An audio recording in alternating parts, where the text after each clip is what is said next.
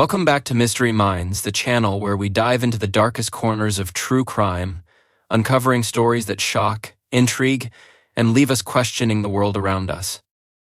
In today's case, we bring you a chilling and twisted tale, one of betrayal, pressure, and deadly obsession. This is the story of Alex Kwan.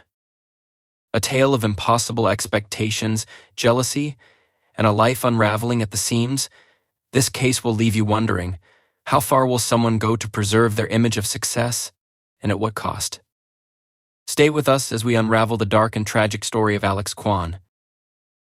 When the HSC results were released, one student's dreams of perfection were shattered. Hours later, his rival was found dead. Was it jealousy, obsession, or something far more sinister? This is the story of Alex Kwan, a golden boy whose pursuit of excellence turned deadly. Alex Kwan was the student every parent envied, and every teacher praised, a young man who seemed to glide effortlessly toward success. At just 17 years old, Alex was the pride of his prestigious Sydney High School, the benchmark against which other students measured themselves. He excelled in every subject, dominated extracurricular competitions, and was seen as the embodiment of discipline and focus. Teachers would often call him the golden boy, and parents whispered his name in admiration, holding him up as an ideal for their own children. But behind Alex's polished exterior lay a life meticulously built on pressure and fear. His parents, immigrants who had sacrificed everything for a future in Australia, imposed their vision of perfection on him from the moment he could hold a pencil. To them, success wasn't an aspiration, it was the very foundation of identity, and there was no room for anything less. For as long as Alex could remember, his life had been structured around one unyielding truth: failure wasn't an option. As the HSC approached, the stakes had never been higher. His parents' whispers turned into shouts. No mistakes, Alex. The top ranked nothing less.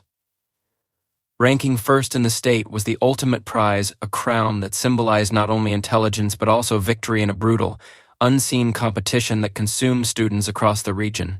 While other students enjoyed fleeting moments of freedom, laughing in cafes, scrolling their phones, Alex spent his days at his desk, consumed by textbooks, formulas, and practice exams.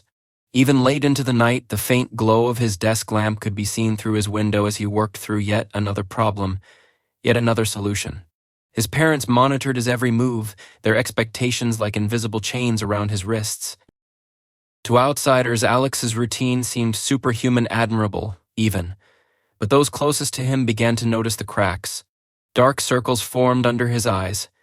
His once confident posture became tense, shoulders hunched as though the weight of his own future threatened to crush him. He stopped talking about university plans or the courses he'd once dreamed of studying. Now his world revolved around a singular obsession: the HSC results. First place or nothing. On the surface, Alex's classmates admired him, but beneath that admiration lurked unease. Many whispered that Alex's perfection made him hard to approach, cold, even. It wasn't out of malice, but a shared understanding that he operated on an entirely different plane. One classmate, Daniel Wong, was the quiet exception. Daniel, too, was brilliant, perhaps even brilliant enough to challenge Alex's reign. While Alex's achievements were the result of relentless work and self-imposed pressure, Daniel possessed a natural, almost effortless intelligence. He didn't burn himself out with long hours or seem shackled by invisible burdens. And while Alex pretended not to notice, he watched Daniel closely, taking mental notes of his every success. It was this quiet rivalry, one-sided, subtle, that began to fester. In the final weeks before the HSC, Daniel pulled ahead, topping practice tests and impressing teachers who had long assumed Alex was untouchable. The whispers in the hallways grew louder. "Did you hear?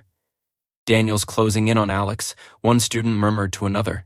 Alex heard them too. The comments clung to him, gnawing at his already fragile sense of control. For the first time, Alex felt his place on the pedestal wobble beneath him. His best friend, Jeremy Lau, often tried to lighten the mood. "Mate, you'll crush it. Stop stressing." But Jeremy didn't understand. To Alex, second place wasn't an option. What no one knew was this: Alex's flawless image was cracking, and the fractures would soon turn deadly. The pressure intensified at home.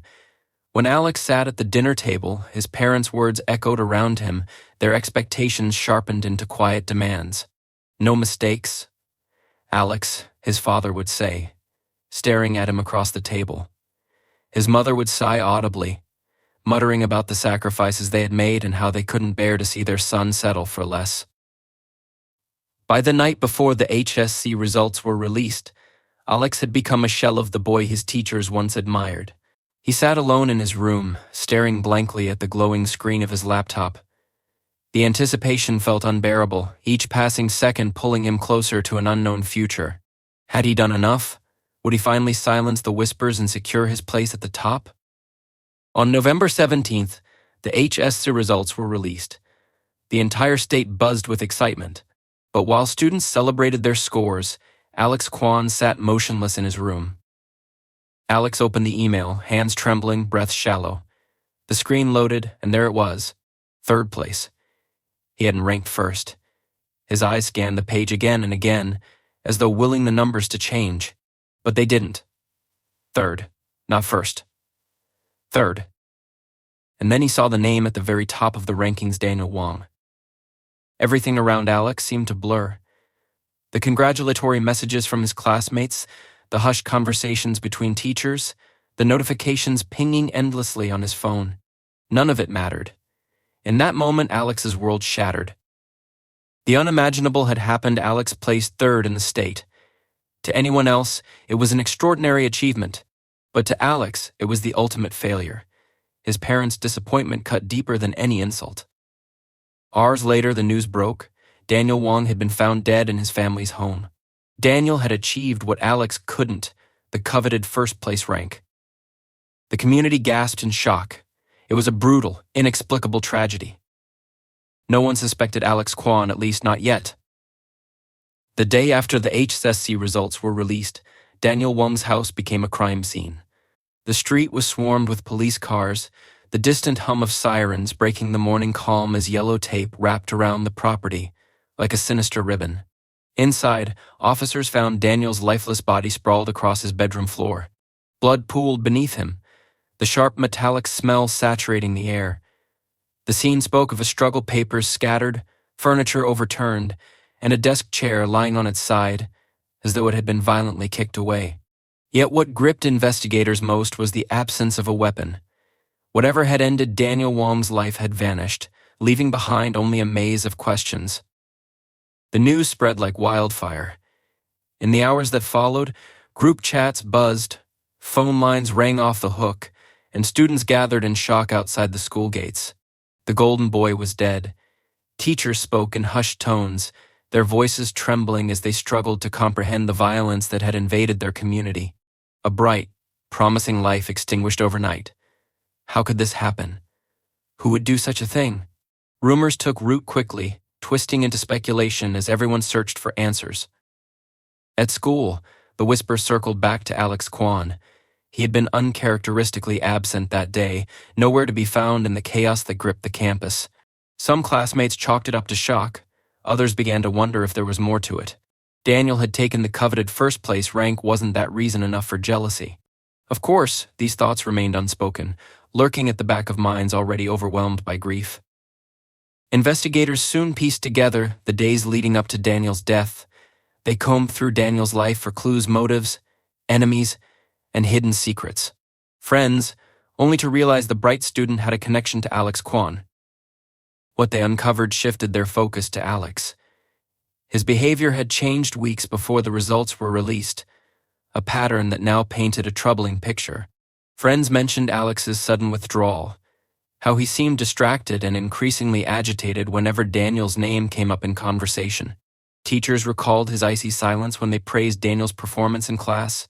Though no one thought much of it at the time, in hindsight, the signs were there. Alex's perfect image had begun to unravel.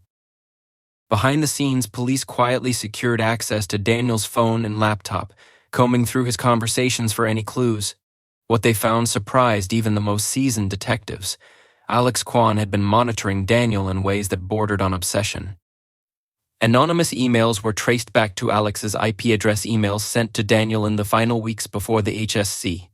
The messages were strange, a mix of veiled compliments and subtle jabs. Phrases like, "You're not as smart as they think you are," and "top rank won't mean anything when the truth comes out." Daniel had ignored them, dismissing the emails as the work of a prankster. But the police saw them for what they were: a warning. The final piece of evidence came from surveillance cameras positioned near Daniel's house. At 11:43 p.m. on the night of the murder, a hooded figure appeared on the footage. The figure moved with purpose, slipping into the Wong family's yard and out of view. 40 minutes later, the same figure reemerged, walking calmly down the darkened street. The figure was carrying a bloody trophy, a symbol of Daniel's victory in the HSC rankings. Though the grainy footage made identification difficult, investigators noted details that matched Alex's appearance: a tall frame, a distinctive gait, and the shape of the backpack slung over his shoulder. It was enough to bring him in for questioning. When the police arrived at Alex's home, his mother answered the door, startled by the officer's presence. Alex, still in his room, didn't resist as they escorted him out. His face was eerily calm, as though he'd been expecting this moment. He offered no explanation, no denial, just silence as he was placed in the back of the squad car. At the station, Alex's interrogation began. Detectives confronted him with the evidence, the emails, the footage, and the reports of his erratic behavior in the weeks leading up to the murder. For hours, he refused to speak. His posture remained rigid, his eyes fixed on the floor as though replaying a scene only he could see. But cracks began to form under the weight of the questions. The silence that had once been a shield became unbearable, and Alex's breathing grew unsteady, his carefully controlled mask slipping. By the time the interrogation ended, police had enough to move forward.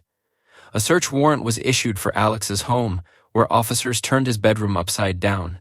Hidden beneath his bed, they found the weapon. A mathematics textbook, its weight substantial enough to inflict fatal damage, now streaked with dried blood. On its cover in black ink, someone had scrawled a single phrase: "This is my score now." The discovery stunned investigators. It was a confession without words, a chilling culmination of obsession, jealousy, and a need to reclaim control. For the first time, the pieces fit together. Alex Kwan, the golden boy whose life revolved around perfection, had committed the unthinkable. His failure to secure first place had cost Daniel Wong his life. When police left the house that evening, Alex's parents stood frozen in the doorway, their expressions hollow as they watched their son disappear into the back of yet another car. The whispers had turned to shouts, and the once admired golden boy was now a name spoken only in disbelief and horror. The evidence against Alex Kwan had shifted from circumstantial to undeniable. Investigators pieced together the puzzle, and each new discovery painted an increasingly disturbing picture. What once appeared to be a tragic coincidence now revealed itself as a carefully concealed descent into obsession, a dark unraveling of a young man whose ambition had turned deadly. In the weeks leading up to Daniel Wong's murder, Alex had meticulously watched his rival, though no one had realized it at the time. He had started small, stealing glances at Daniel's results, memorizing his scores during quiet moments in class, and shadowing his movements without raising suspicion. But it hadn't stopped there. Police uncovered search history from Alex's computer that showed just how far he'd gone. Queries about Daniel's address, the schedule for his extracurricular activities, and even forums discussing anonymous email accounts revealed an unsettling intent. Alex had begun tracking Daniel with the single-minded focus of someone consumed by his own unraveling narrative. For Alex, Daniel's success had become unbearable. It wasn't that Daniel had simply excelled, it was how effortless it seemed. Teachers praised Daniel's natural brilliance, his ability to solve complex problems with a kind of ease that Alex could never replicate. To Alex, whose life had been dictated by suffocating hours of study and unrelenting pressure from his parents, Daniel represented everything he wasn't. And when Daniel rose to the top of the rankings, taking the coveted position Alex had spent years chasing, it wasn't just a loss. It was humiliation. The investigators discovered just how deeply that humiliation had festered.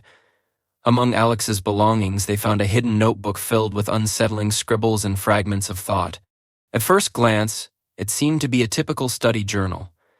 But mixed between equations and diagrams were scattered phrases that revealed Alex's unraveling mind. "It should have been mine. He doesn't deserve it. Take it back. Repeated over and over, the words were scratched into the paper with increasing aggression, as though Alex had been trying to convince himself of their truth. The notebook was a window into the moments before everything spiraled beyond Alex's control. The pressure to maintain his perfect image, the years of feeling tethered to an impossible standard, and the final blow of coming in third had pushed him past a point of no return. The weight of his parents' disappointment had amplified the sting of failure. For the first time in his life, Alex had been stripped of the one thing that defined him, his academic supremacy, and in its place, rage took root. Daniel, for all his quiet brilliance, had become the unwilling target of that rage. Surveillance footage showed Alex spending more and more time in the vicinity of Daniel's house in the days leading up to the murder. Police now knew that he had been observing, planning, waiting. On the night of November 17th, Alex had slipped into Daniel's yard under the cover of darkness. Investigators pieced together the events that followed, the breaking and entering, the confrontation, and the violence that erupted between the two boys in Daniel's bedroom. Signs of a struggle were everywhere: the toppled chair, the papers scattered across the floor, and the blood-stained textbook Alex had used as a weapon. The discovery of the weapon had been the final nail in Alex's defense. It wasn't just the blood on the cover or the fingerprints that tied him to the scene, it was the chilling message scrawled on the front. "This is my score now." Those 5 words revealed far more than any confession could have. They spoke of Alex's twisted justification, his belief that reclaiming control over his failure was worth any cost, even another person's life. During the interrogation, Alex's silence had initially baffled investigators, but now it made perfect sense. It wasn't guilt or remorse that had kept him quiet. It was the realization that his secret had been laid bare, that every step he'd taken, every moment he thought he was in control, had left behind a trail leading straight to him. His obsession with success had consumed him so completely that it had eclipsed his sense of reality. As the news of Alex's arrest broke, the community struggled to reconcile the truth and was left in disbelief. Friends, teachers, and classmates struggled to reconcile the image of Alex Kwan, the boy who had always been perfect, who had inspired admiration and envy, with the truth of what he had done. People searched for explanations, clinging to theories that could make sense of the senseless. What could drive someone like Alex Kwan to commit such an act? How had no one seen it coming? In the days to follow, those questions would haunt them all. Some blamed the academic pressure that had been placed on Alex from a young age. Others whispered about an underlying darkness no one had seen, hidden beneath the mask of perfection he wore so effortlessly. But one thing was certain: this was no longer just a story of ambition. It was a tragedy born from obsession, and its consequences were irreversible. But there was no comfort to be found in those explanations. The damage had been done, and its consequences were irreversible. Daniel Wong, a boy with his own bright future, was gone. His parents, still reeling from the loss, now had to grapple with the knowledge that their son had been killed over something as intangible as a rank. As for Alex, his name became synonymous with a cautionary tale, a reminder of what happens when ambition festers into obsession.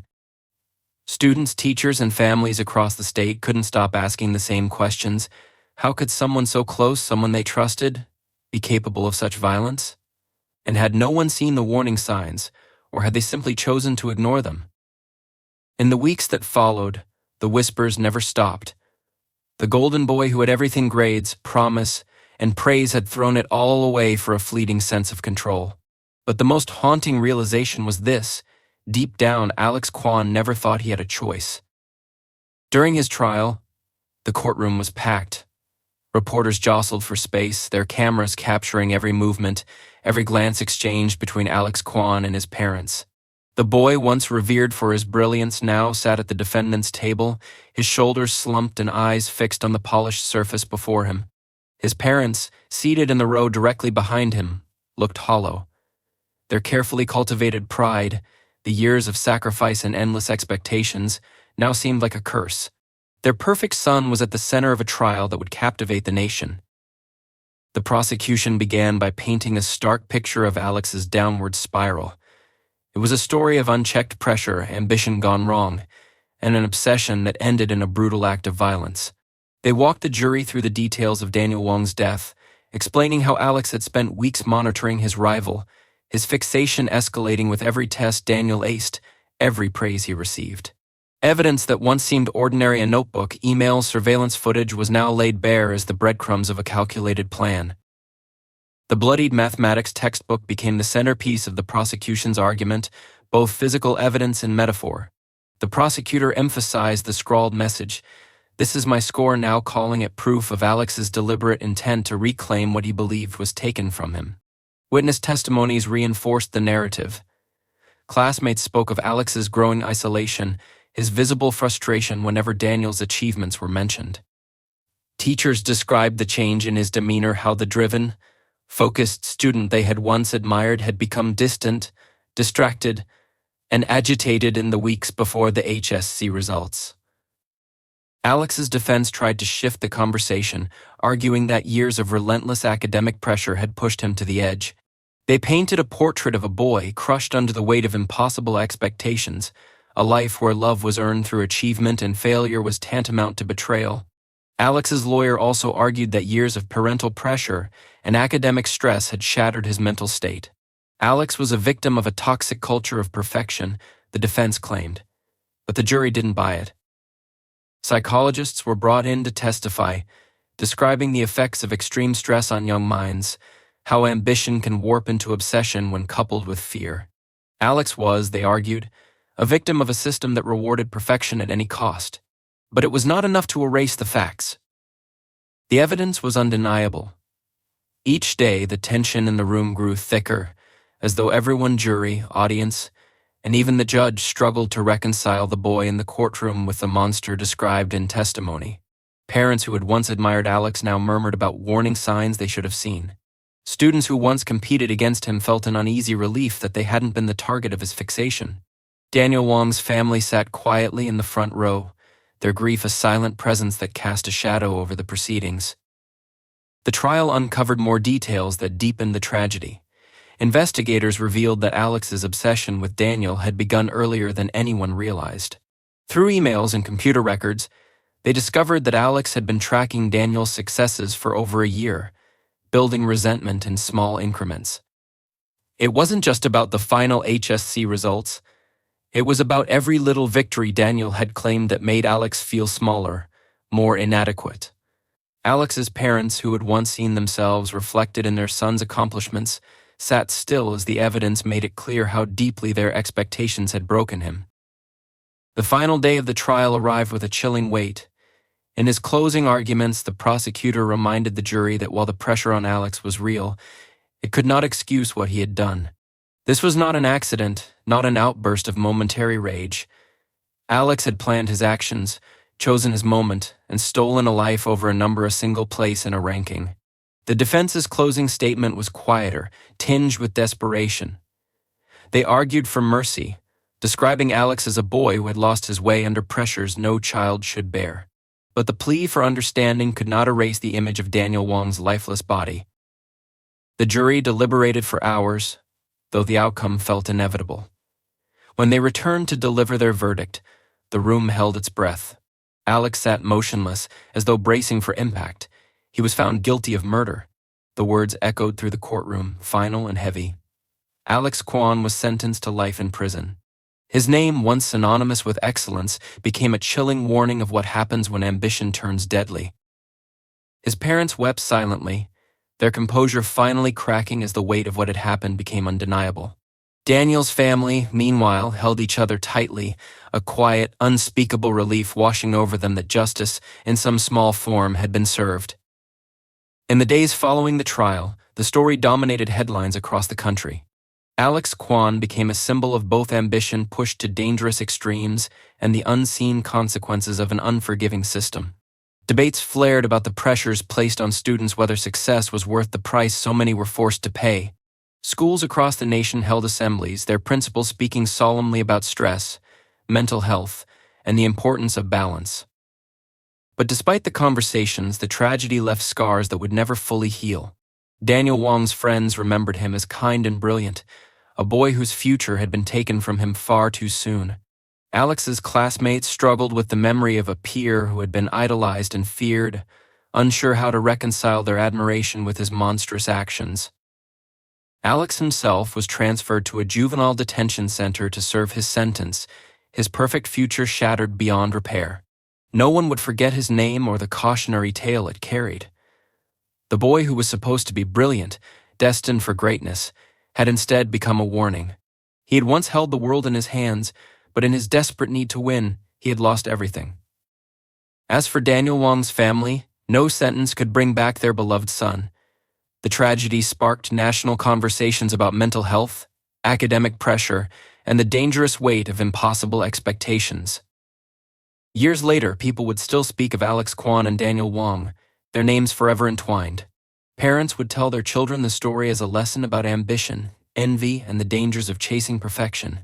But in the end, the most haunting truth remained: two brilliant boys had been lost, one to violence and the other to his own unraveling.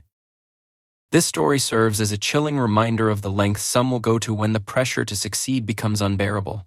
Was Alex a victim of his circumstances, or did his own ambition drive him to commit the unthinkable? Let us know your thoughts in the comments below. Thank you for watching Mystery Minds. Until next time, stay curious and stay safe.